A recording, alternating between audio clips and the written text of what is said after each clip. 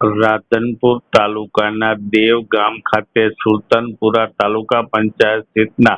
ભારતીય જનતા પાર્ટીના ઉમેદવાર શાંતાબેન ભારમલભાઈ ચૌધરીને વિજય બનાવવા માટે આજરોજ દેવગામ ખાતે બેઠક યોજાઈ હતી। તેમની સાથે સાથે જિલ્લા પંચાયતના ઉમેદવાર ભારતીય જનતા પાર્ટીના અને તાલુકા પંચાયતના ઉમેદવાર બંનેને વિજય બનાવવા માટે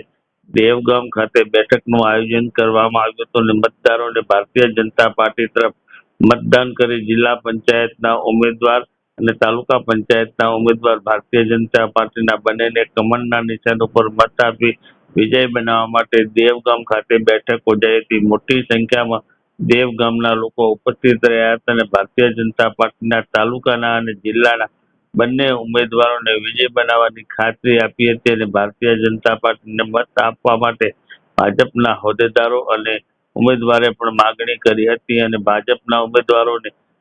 દેવગામના લોકોએ ખાતરી આપી હતી મતદાન આપી વિજય બનાવવાની।